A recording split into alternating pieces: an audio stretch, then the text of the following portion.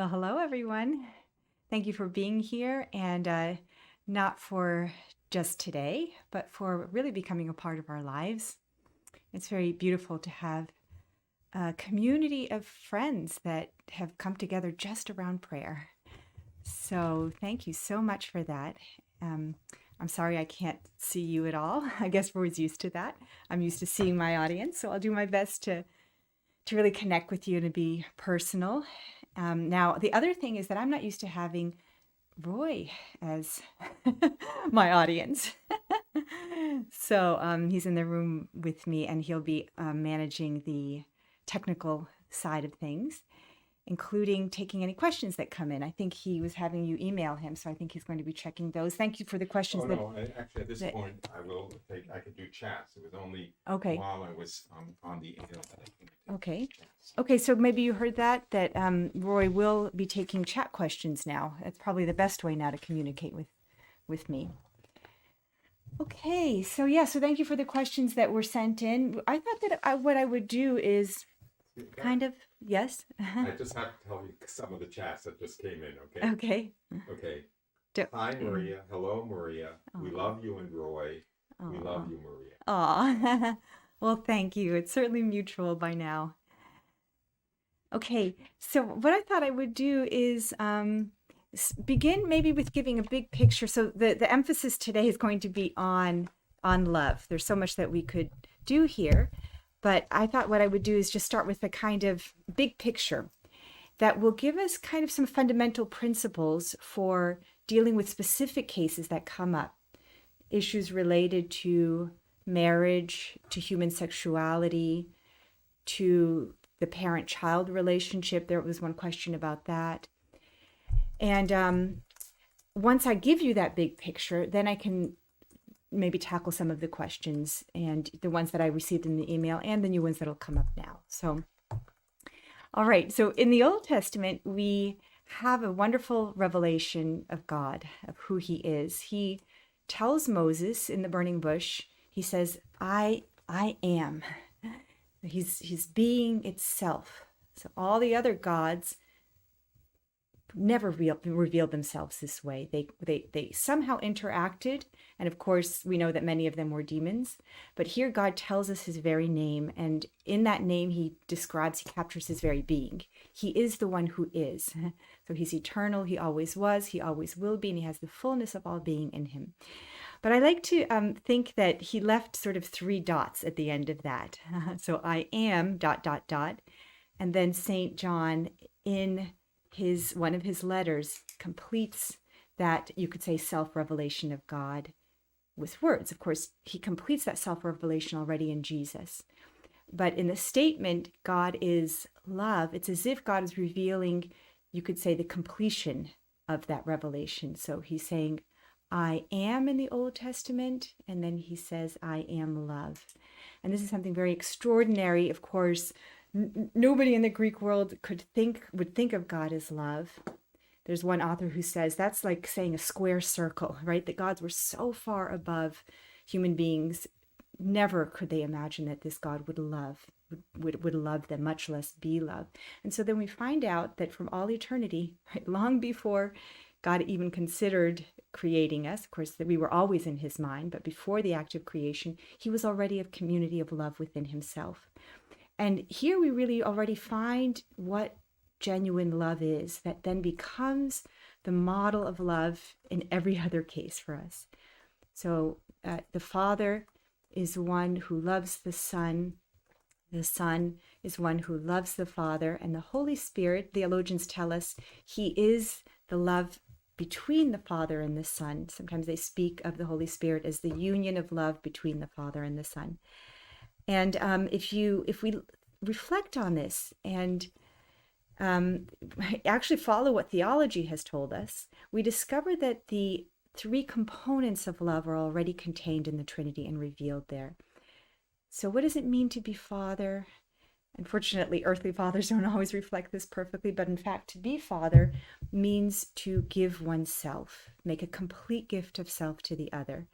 And that's what the Father within the Trinity is. He is self-giving. Theologians even say that he doesn't have a person before he gives himself. His very person is self-giving.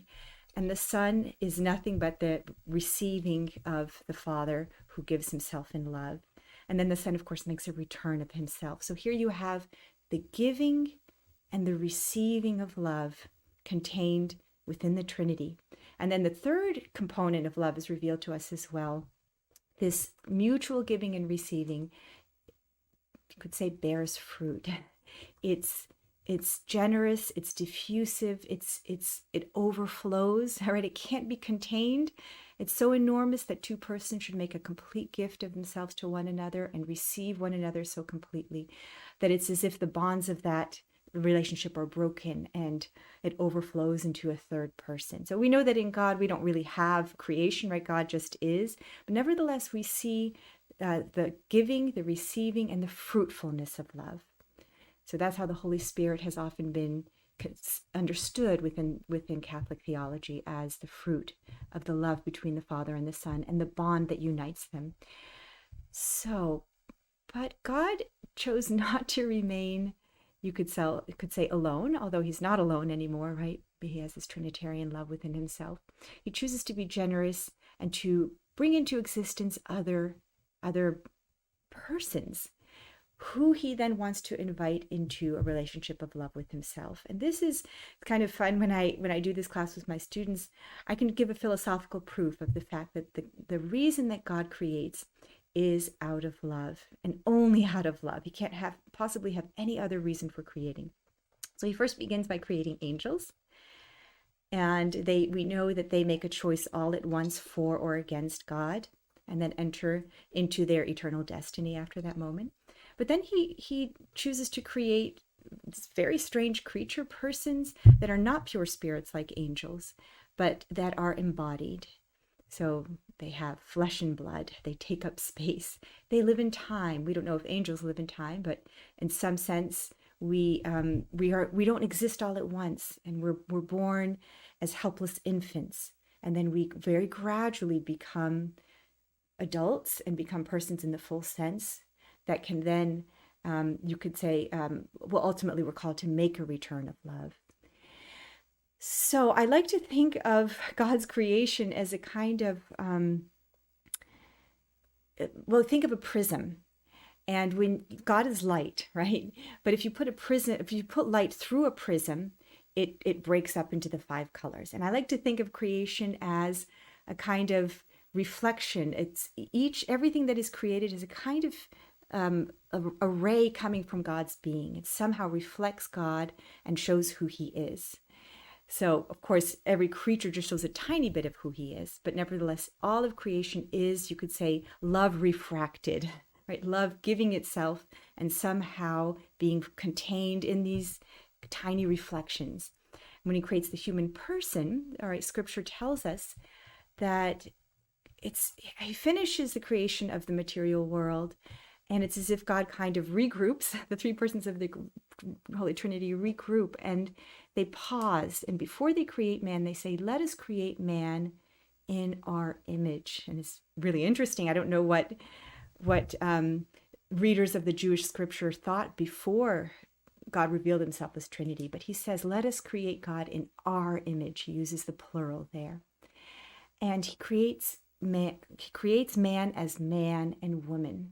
And John Paul II already has given us a tremendously rich reflection on this, that it's only in the creation of the 2 genders that we have a full reflection of God. And he tells man and woman, be fruitful and multiply. And so it seems as though it's only in, you could say, the unit of the family that there's a very privileged reflection now of God as a community of love. And here at this moment, we find the key to, you could say, to everything that exists.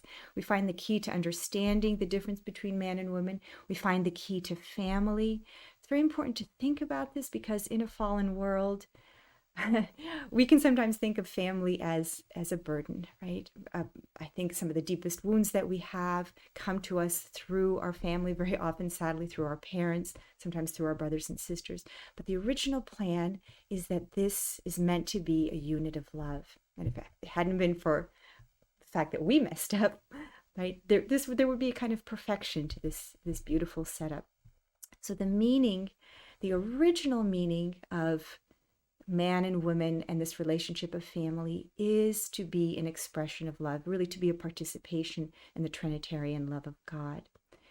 So now we have something very strange. Adam and Eve spring directly from the hand of God. But after that, so that's similar to the angels, right? They spring directly from the hand of God. But now, unlike the angels, every other human person that comes into existence through other human persons. It's as if, in a way, God, we could look at it different ways. We could say God gives a share of his creative action to other creatures, right? Angels don't have this privilege. They were not invited into this, you could say, magnificent cooperation with the creation of new human persons. So we have to kind of wonder at this, that God's creative love is, in some sense, you could say, handed on to man and woman, to human beings. And all sorts of things are bundled into this, you could say, wondrous and miraculous situation. He now depends on his creatures to bring new life into existence. So if man and woman, marriage is a free contract, right? Or a free covenant. Man and woman do not have to enter into marriage. So he depends on them to create new souls. It's only if they choose to marry, it's only if they choose to cooperate with him in bringing about new souls that this actually happens. And in a funny way, he also kind of, it's as if he also steps back. Now, of course, he directly creates the human soul, and husband and wife directly create the body.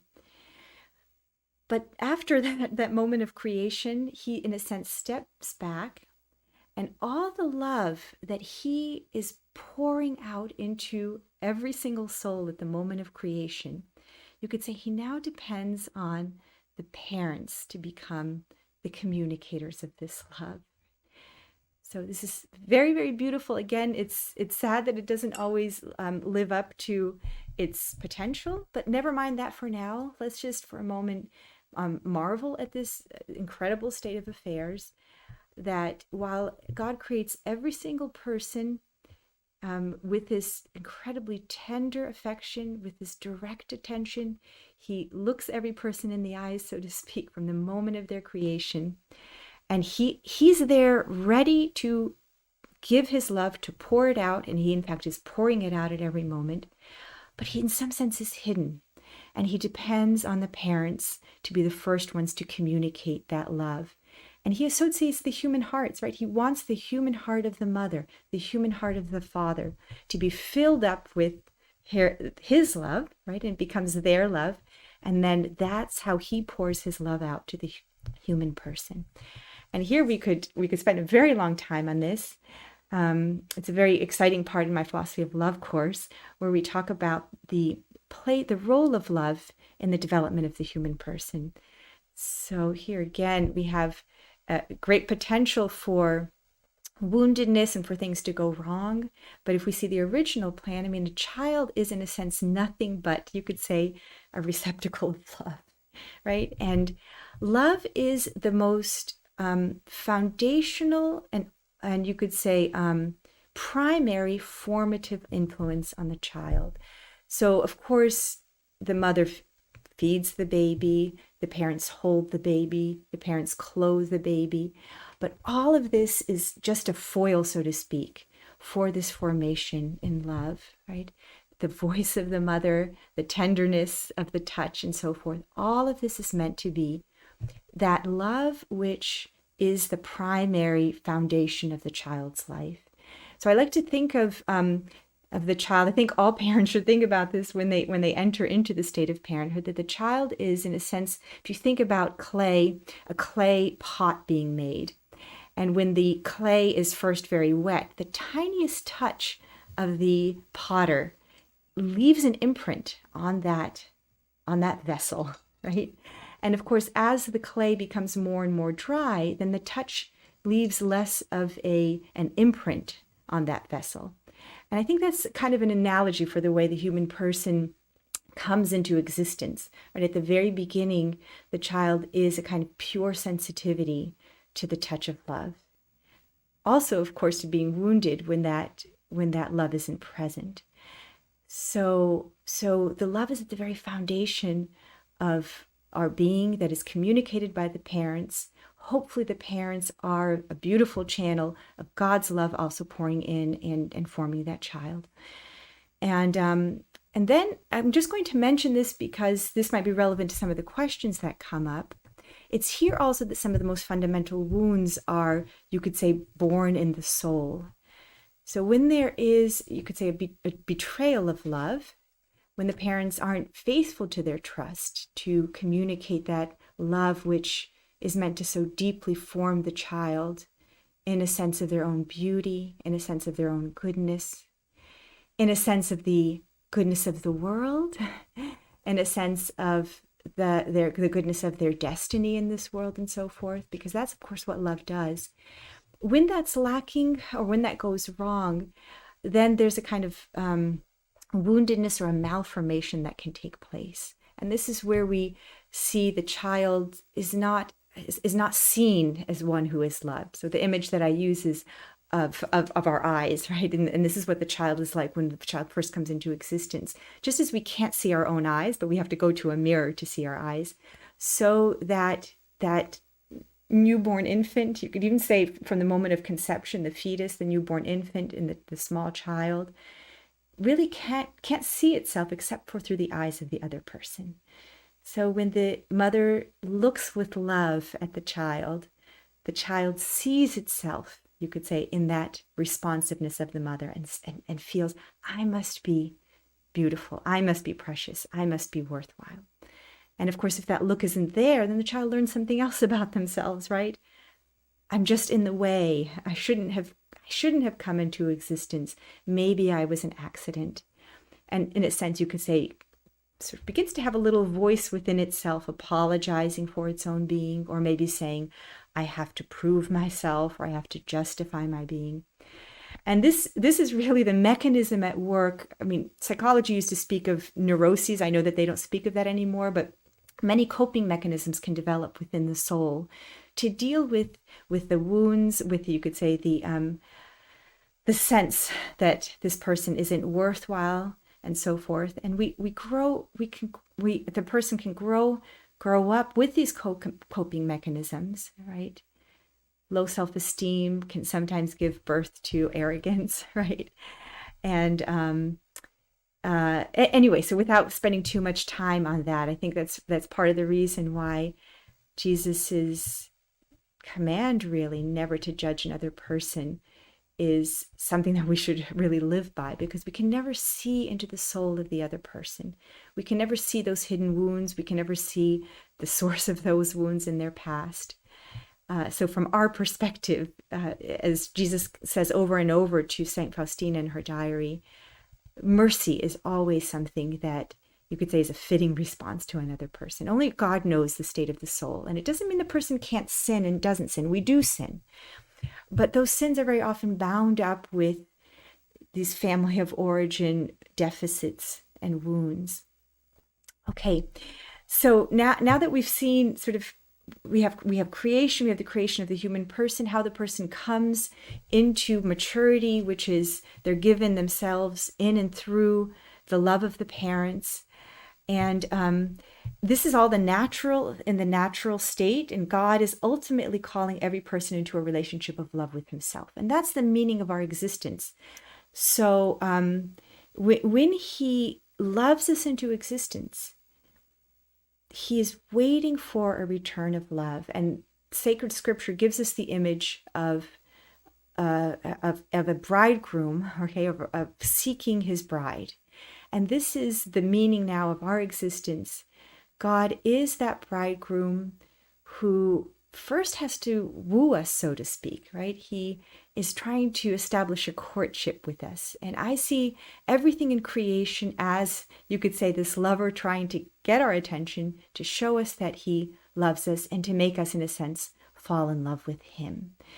So even though there's a very dramatic thing going on in the relationship between the parent and the child, ultimately, it's between the person and God. This is the primary relationship of every human being, is that we were set into the world by our parents. And from, you could say, from that moment on, so to speak, the primary relationship is between the soul and God. And all the burdens that we carry from the family of origin now, you could say, are the material for this relationship between the soul and God. And everything that happens in our life, everything that God allows and does, because for him, of course, that's the same thing, is his attempt to make us fall in love with him. It's his attempt to purify us and make us worthy of this love that he's calling us to.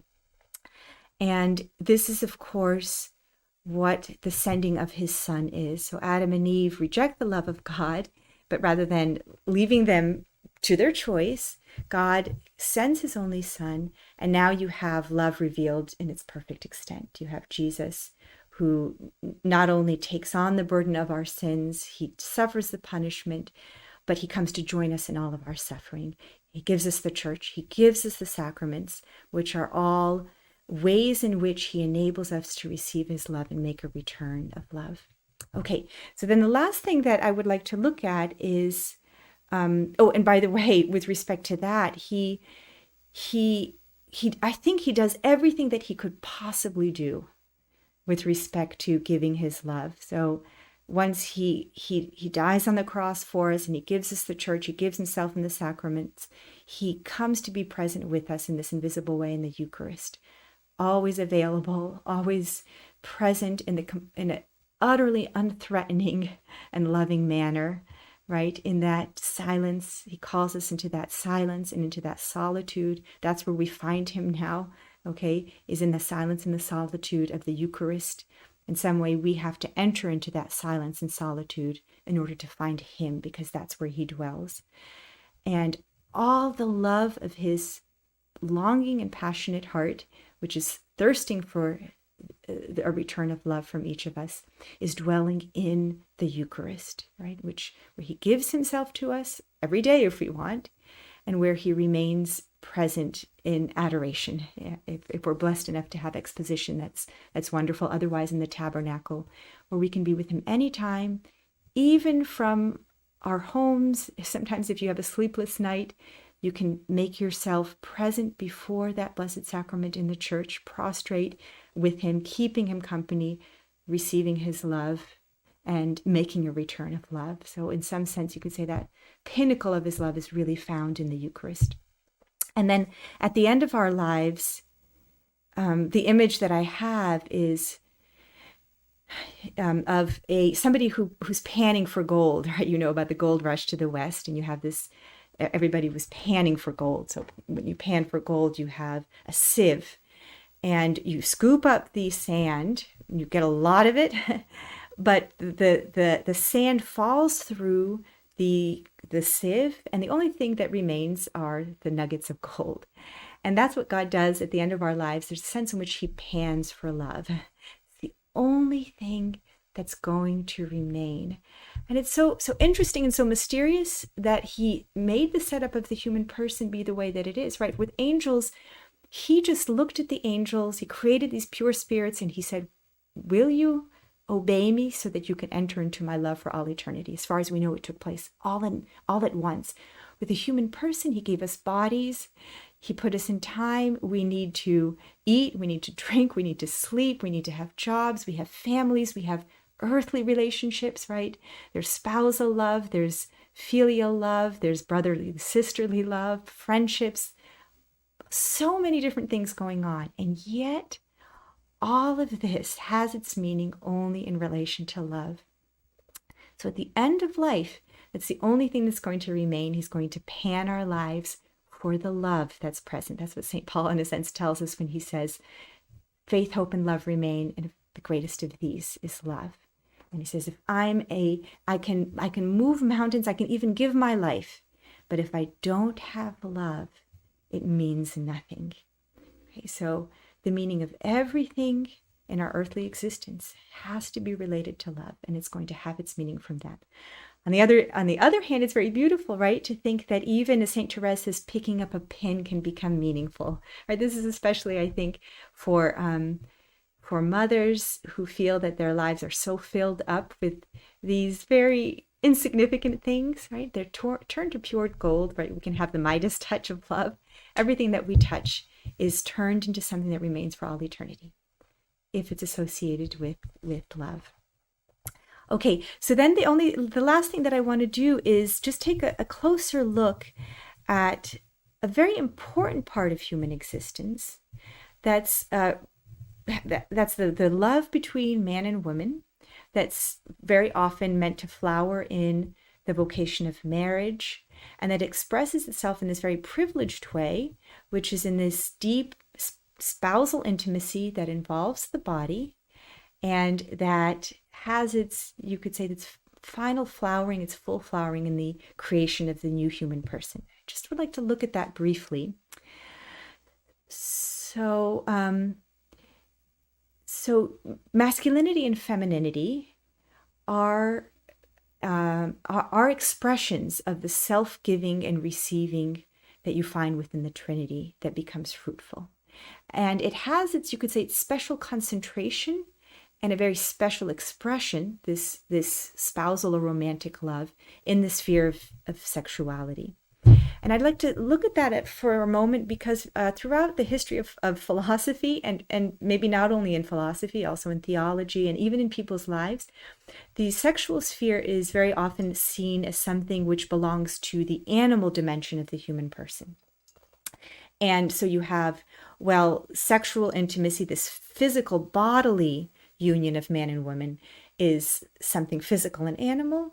And the love that they experience in the emotions, that's what belongs to the spirit. That's what belongs to their personal self, right? To their personal spiritual self. And I think that John Paul II gives us a very, very different picture. So I think what I'd like for you to do is imagine that there is no physical world, there is no animal world, and God is creating the human person, and he creates a human soul, and he wants to invite creatures to participate in creating new human life. And he says to himself, so to speak, well, wait a second.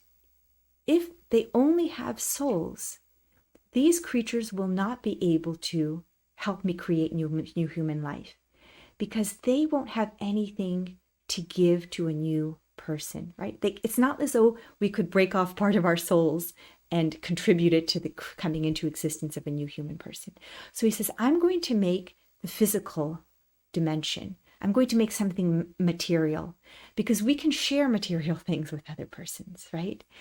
So what he does, he says, I'm going to give this soul a body.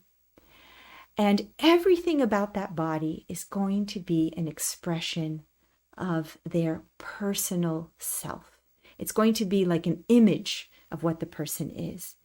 And so you could say that the human soul, you could say, breaks into the material world and establishes or creates for itself a kind of image, something that reflects the personal soul. So human sexuality is an expression of something within the person. And so what it does is it is taken up into the spiritual self of the person and becomes, so to speak, a kind of vehicle of love between man and woman. It's not something animal. It's something personal that is destined to be an expression of spousal love. So now if we go back to this idea of love as having these three dimensions, the giving, the receiving, and the fruitfulness, we see that human sexuality is formed and fashioned to be a kind of image of giving, receiving, and now the fruitfulness is embodied or incarnated in the creation of a new human person, right? So the fruitfulness is not just something in the souls of the spouses, but it's something that takes on flesh in the new human person. All right, so this, of course, is the fact that sexuality is fashioned by God and shaped by God to be a kind of incarnation of the reality of love is the foundation of the church's teaching on sexual morality, right? So why is it that contraception is not permitted? Okay, now we can say it's not permitted by the Catholic Church, but that's not quite right. It's not permitted by God, and the Catholic Church protects the teaching, you could say, of the Creator when it comes to the creation of new human life. And this is what we have then. So now this has become more clear through John Paul II, but the Church is saying that because love has these three dimensions, if spouses enter into this expression of their spousal love, which includes the body, which is not just a bodily act, right? It's an act of their very persons. If there's giving and receiving, then there's also going to be a fruit. And if you begin to dismantle any part of that, then you dismantle that act as an act of love. So if you remove the possible fruitfulness of this, you could say, spiritual incarnated act, if you remove the physical fruitfulness, you're actually destroying that act as an act of love, which is really amazing because before Humanae Vitae, which was in 1968, where the Church reaffirmed her teaching on contraception, people thought to themselves, oh, if only we could find a way around the conception of new life so that the couple could just enjoy their love and, in a sense, not be interfered with by the coming into existence of the new child. So the Church was trying to bring to light in that teaching, in that reaffirmation of that teaching, no, don't you see that the love between the spouses is destroyed if that potential for new human life is removed by them, right? Now, God is the one who ultimately decides if new human life is going to come into existence, but the parents may not dismantle, or the couple may not dismantle that act, because if they do, then it's no longer an act of love. So maybe I'll stop there and see what the whether there are any questions coming in. Well, why don't you see if there are any of the questions that came in, yesterday and the day before Okay. are of interest. Yeah. Okay. I know there were a lot of rather specific questions about what's permissible and what isn't permissible in terms of avoiding conception. So one question here is that natural family planning has the goal of preventing conception. So doesn't this strip the act of its divine purpose? Okay, so, right. So what we'll do is get up kind of close and look to see what the couple does in the case of natural family planning. So, natural family planning says the following. The couple discerns that they are not meant to have a child at any given time. And so they want to sort of obey or conform to this invitation or this call by God not to have a child. And the way they do it is that in the moment of their fertility, they refrain from entering into the spousal act. And that's how they avoid conception. Right? So I'll say that again. In order to avoid conception, they in a sense do something, and what they do is not enter into the spousal act. So no child comes into existence because they have not entered into the spousal act. Okay, so that's what natural family planning is. Now, contraception also avoids pregnancy. How does contraception avoid pregnancy? Let's look at that. Okay? It's an alternative way of avoiding pregnancy. So the couple discerns that they are not supposed to have a child at a given time. But instead of refraining from entering into the act, they alter the fertility of the woman or do something with the physiology of the man, which makes him infertile.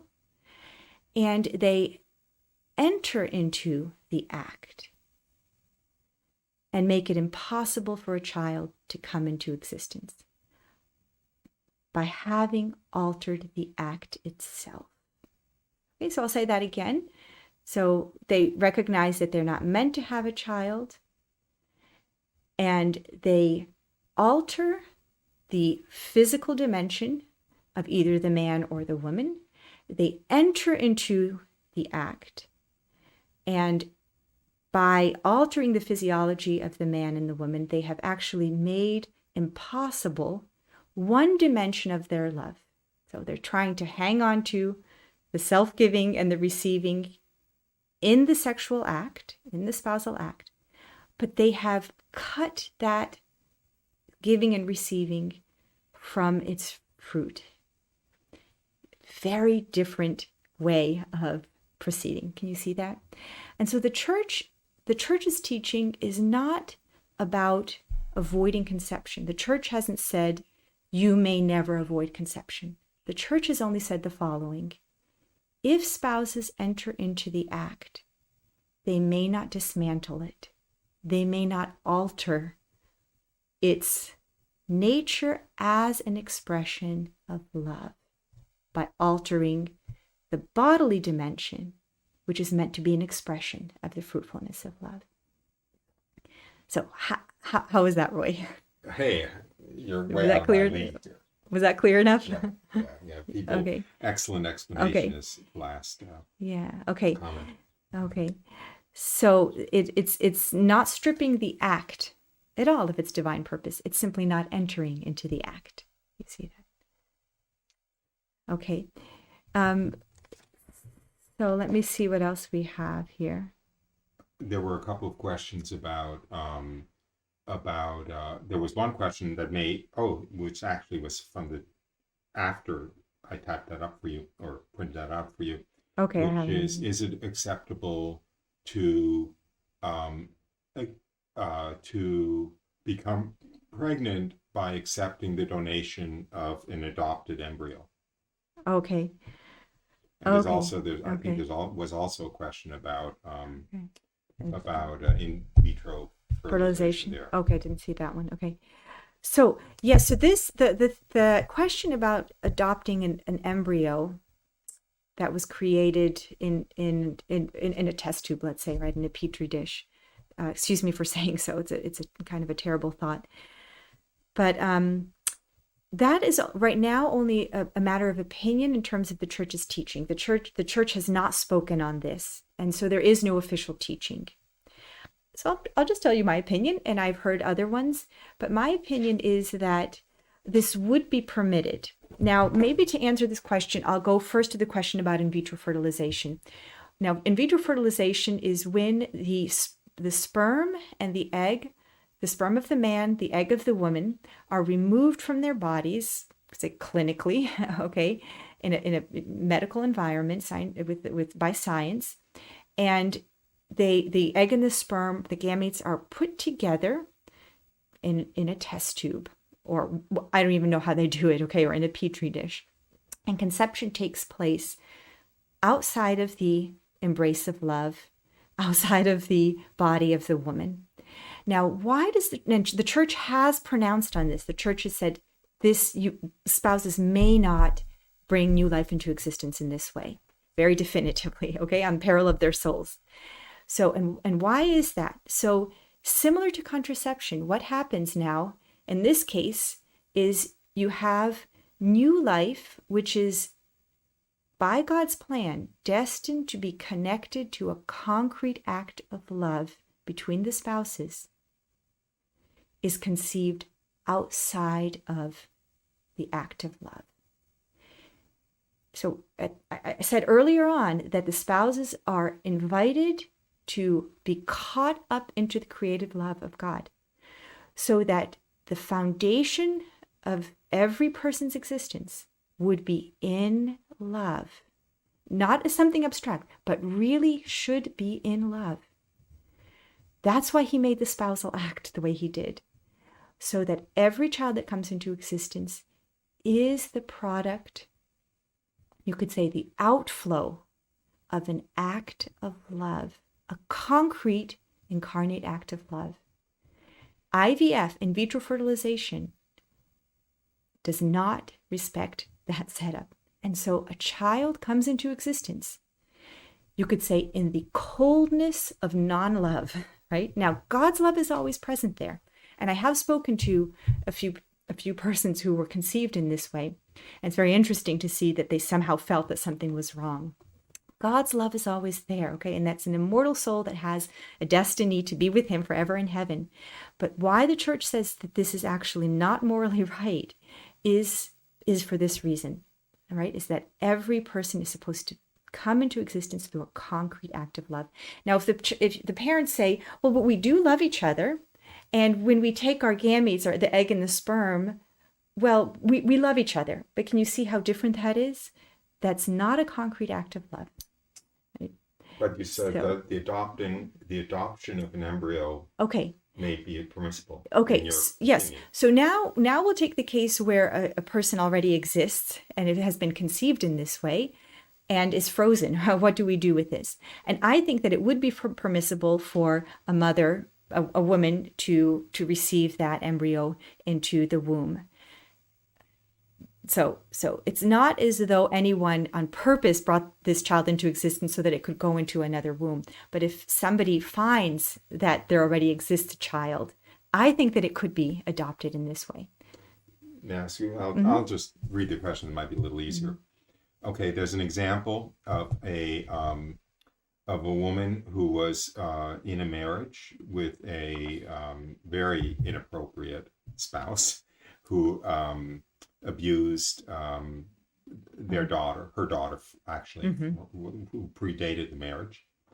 And I'll then continue reading this. The advice from the Catholic priest was that since the marriage had been with a nuptial mass, there could be no dissolution.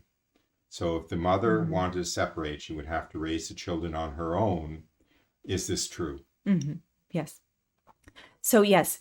So as far as I understand the question, it's a marriage where the husband was misbehaved terribly and really hurt the family. And the answer is that the priest is absolutely correct insofar as any marriage that is validly contracted, in other words, that's real,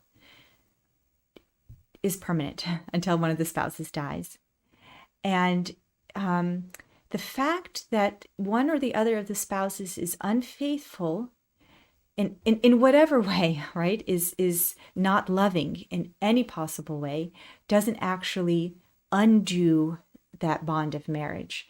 And here, just very briefly to explain that, marriage is meant to reflect the very nature of love, which is what?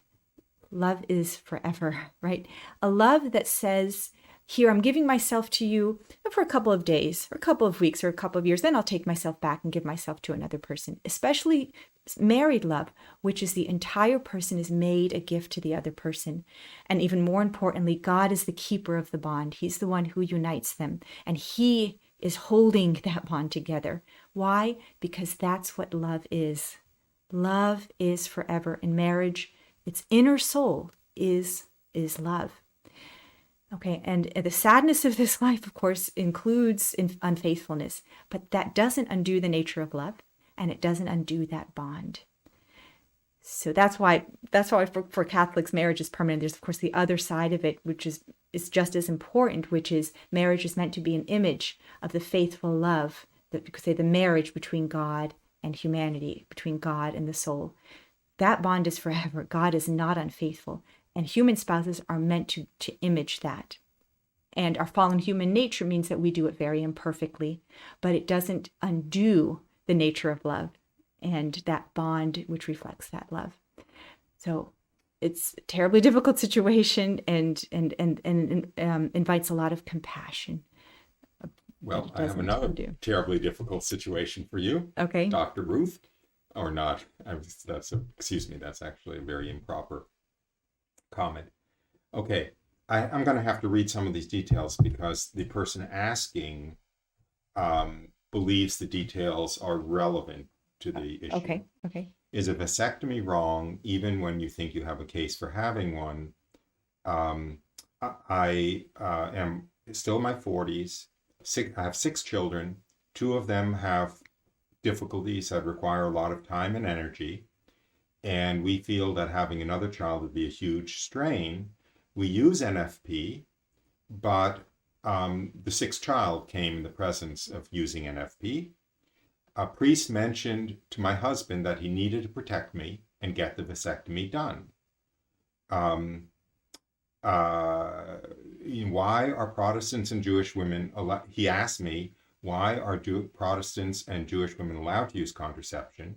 Surely God won't condemn us and not them for using contraception.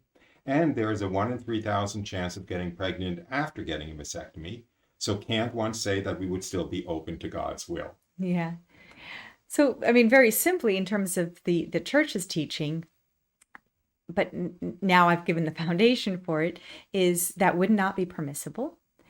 And it would be, you could say, another case of undoing, so to speak, the love structure of the spousal act, right? So tampering with the fertility of either the man or the woman, right, is an undoing of the spousal act in its love structure, right? It has a love structure. It's fashioned on, you could say, it's fashioned to embody the 3 dimensions of love. And if you undo the fruitfulness, you are undoing that act as an act of love. I'm going to add something a little bit because it's kind of my bailiwick. And that's that although today most Protestant denominations and most Jewish communities do allow contraception, contraception, the fact that, first of all, contraception is against God's law. It's not an issue of it being against the law of the church. And both Protestantism and Judaism acknowledged it as being against God's law until relatively recently, when I think it was 1930s that the first Protestant sect or denomination decided to allow contraception. Until then, it was not allowed by any Protestant sect, and it's still not allowed by Jewish law. Yeah. It's just that most Jews don't obey Jewish law. Yeah. So it's not that God has different rules for different groups of people. It's that many groups of people have thumbed their nose at God's law, even if they are professional religious within those groups of people. Okay, so Roy answered the second half of that question for you, okay, which I forgot about. Okay, so Go ahead.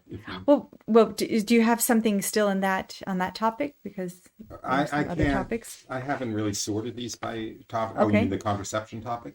Yeah, the contraception topic. Do you know anything about the ethics of cloning? That seems like a little bit of a oddball. Oh. I mean, easy answer, certainly. Yeah, well, I mean, I can just give a quick and a simple answer about that cloning, first of all, would already be bringing a human person into existence outside of the context of the spousal act. So already on that basis, it wouldn't be permissible. But I will say this, that in vitro fertilization at least still imitates part of what's going on in the conception of a new human person. Cloning is so far from the original plan of bringing a new human person into existence, right, where you take the nucleus of a cell and introduce it into the nucleus of another cell, and that's how you clone. It doesn't even resemble God's original plan, where you have the 2 gametes, the egg and the sperm, coming together. So it's a little scary to think about what that being is going to be, right? On top of the fact that it's completely against the structure of sexuality and against God's law. It's pretty terrifying thought. There's a question here that I think you answered, but I just want to kind of make that clear.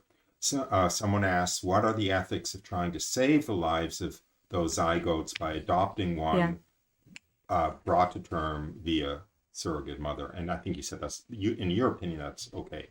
Oh, yeah. You mean adopting in order to bring to term? Yeah, I think that's what. Yes. So I do. I mean, I want to make clear that there are some people who don't think that it's okay, but I think that it is okay. Here's a question, which again, I'm giving you some easy ones.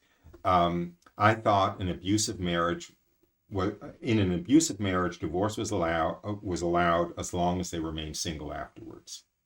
Okay, so there's a distinction between divorce understood as a civil act, where you have a lot of legal things, right, that come into existence when two persons get married, and then you can divorce so that those legal things are somehow dissolved and resolved. And that is permitted, okay? So you can get a civil divorce. But divorce in the way that Protestants use it is if the marriage was really somehow dissolved by divorce, that is not permitted. So if this person was saying that a civil divorce is permitted, that's right. But it's not going to be a real divorce in the sense that the marriage is not going to be ended, right? But when that person says, as long as both spouses remain single, the implication is that it's only in the civil domain because there is no remarriage permissible. Right. Then exactly. Yeah. So, the other set of questions are around gender dysfunction, essentially, and I can.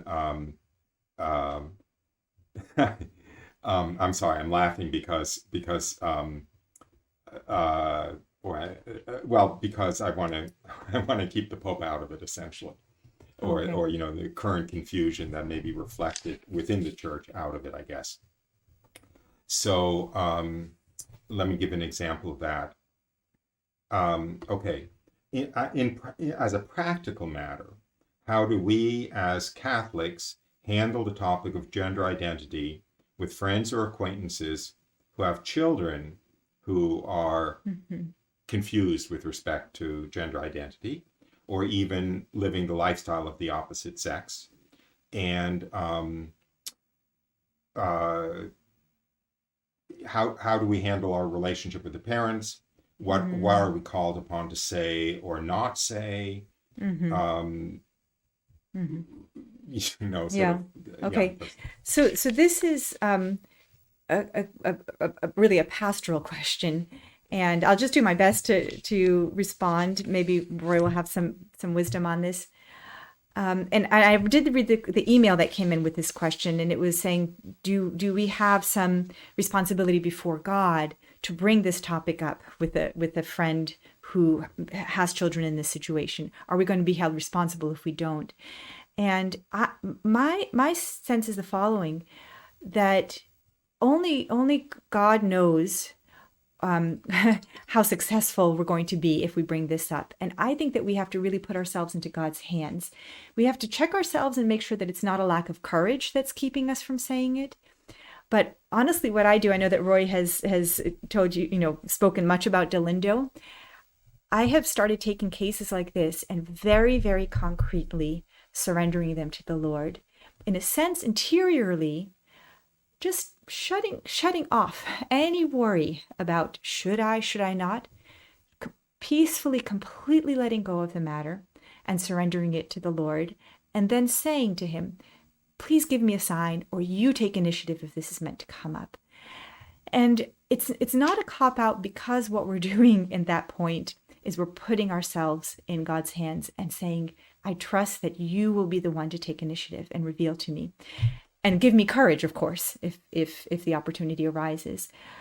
So that's kind of, I think that, and yeah, I think that's my answer here. And if we don't not say something because of human respect or because we lack courage, we're not going to be held responsible if we don't say something. So, Roy, what do you think of that answer? It's very parallel to a question that I'm always asked, which is,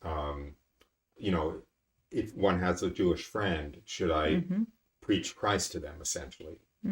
And my answer, and what I do personally, is always pray for an invitation. Yes. Pray, okay, God, if you want me to Yep. open the door, a Yep. crack, have something come up that makes it natural for me to go there. It's like floating downstream Yeah. versus pushing against a kind of closed door. Right. Make it Make it open. smooth for me to go there, and I'll take Right. that as a sign I'm supposed to. Yeah. And if it's a brick wall, I'll take that as a sign Yeah. I'm not supposed to. Yeah. And I think that also just keep in mind that God is the primary actor here, and we're kind of his assistants, so to speak. And so he's in charge, and we can put it in his hands. And just as a matter of fact, I have always found things to resolve themselves really admirably. And in the meantime, be completely peaceful. And you're obviously called to pray for those people. And that's very powerful. Don't underestimate how much your prayer will do, because life is long, and it's not over till it's over. Even if that child comes back to the Lord on their deathbed, then things have been resolved. I don't understand. I don't understand why the questioner. I thought you answered this question, but the questioner is not clear and is requesting clarification. So I'm just going to read it word for word. Okay. Clarification. The concern is adopting a zygote with the intention to gestate via surrogate. Can surrogacy be permitted in this situation? Isn't that the one you answered? It is, yeah. So the answer is, as far as I understand your question, yes. Okay. This may be the last. It's the last question that I have in my notes. Okay. It's kind of a very good question. How do you love someone who is evil? I mean, I'm a little stunned by that question, because it would depend on the relationship. Is it somebody at work? Is it somebody in your own home? Is it a sibling? But I guess I could give. I would assume from my own experience that it is perhaps it's somebody in your family, either immediate or not immediate, but it's somebody who you feel you're supposed to, in some sense, love. That you live with? No, not that you Okay, not that you live with. Oh, how do you? Oh, well, I think the main thing. I'll read the whole question word for word. Okay. Question: how do you love someone who is evil and who you should stay away from? Can you just lump them all together and just say the "Oh my Jesus," so you don't have to think about the person or people? Oh, I see. Oh, yeah. I mean, I think I'm going to say, let the Spirit lead you. If you find of course, praying for them. I think that's the main way of loving them, interceding for them. And if they've wronged you, then Roy always speaks about this, then to forgive them. And I think if they keep coming to mind, then the Lord's inviting you to pray for them by name. If you don't remember them, do you need to make a list so that every night you see their name? I would say, if you're inspired to, do that. Otherwise, I don't think it's necessary. But very often God will do that. He'll just put that person on your mind, and then I think that at that point, then just say a prayer for them. Yeah. So, Well, this is something I have a lot of experience with. And somebody here is putting in the good comment. Love is to will the good of the other. Correct. I'm going to leave that aside because that's part of love. It's not all of love. Yeah. Love is a big word. Other people asked about the 4 Greek underlying words. Yeah. But the ultimate good of the other is their salvation. Yeah. And if you pray for their salvation, Yeah. you're absolutely willing the good of the other. Yeah. And if you can't pray for their salvation, then pray to be able to pray for their salvation. Mm-hmm. And if you can't even bear the thought of them, then whenever they pop into your mind and you feel the acid starting to churn in your stomach or something because of how badly they hurt you, just say a Hail Mary for them, and ask to be kind of not obsessed by it, but just anything you do that is for their salvation in terms of prayer is going to erode the blockage there in being able to forgive them. If that's an issue, yeah. And you have to, you're in trouble if you die with unforgiveness. Jesus said, it's in the Our Father, right? Forgive us as we forgive those who have offended against us. Yeah. So we know that promise of God's forgiveness is actually conditional, God forbid, so to speak, on our forgiveness of others. Yeah. Okay. Yeah. Let's see. Yeah. Um, Yeah. We do have a question about the different kinds of love. the four Greek. The four kinds of love. Yeah. And the question, well, so there are four kinds of love in the Greek tradition, which are the one is called eros, which is, I guess, passionate love, or the love between man and woman. The other is friendship love, which is philia. And then there's storge, which is a kind of instinctual love, parents for their children, brothers and sisters. And then you have agape or caritas, which is the love of God for us and our love for God. And the question is, which of these are involved in a good Catholic marriage, and how do they interact? And, this is a question you could say, well, ideally, all of them are present. And how do they interact? Well, maybe I'll just say a little bit about love in general. Love is the greatest mystery of human existence, right? It's the greatest reality in God. And it's the greatest mystery of human existence. It's the richest one. We will never begin to understand it in this life, and maybe not even in eternity fully. But I like to think of it this way. I like to think of love as something which has its ultimate origin in God. He gives it to us. I think St. John talks about that.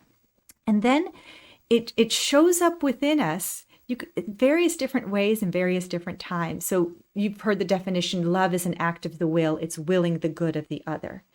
And I think that's true, but I think it's only a partial definition. Sometimes love you could say it's deep within us by God's action, and then it breaks to the surface in different ways. Sometimes it will just be an act of willing the good of the other.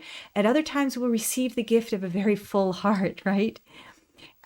Sometimes we'll have a vision of the other that's so clear to us, right? And our heart is deeply touched. And sometimes we have to carry out actions that are in keeping with love, even when our heart isn't full at that moment. You see that? So there are a lot of different ways in which love comes bubbling to the surface and expresses itself in our lives. You could say becomes realized. And I think this question about the four loves is they're going to sort of be present. The love is going to be present in different ways and different times. I think caritas or agape, the more we become transformed in Christ, the more our other loves will become transformed. The more perfect you could say, spousal love will be perfected. The more our friendship love will be perfected, and so on. So caritas, of course, or that agape love, that love in Christ, is the most important one. And hopefully, as we become transformed, then all our experiences of love and all our acts will become transformed with it. So, well, thank you so much for being here. And thank you for being part of our lives. And we always keep you all in our prayers, and we thank you for yours. And thank you for joining Roy and praying for the world, for the church, and I love seeing your needs in the chat when you bring them up. And I keep all of your needs and intentions also in my prayers. So, all right, well, bye for now.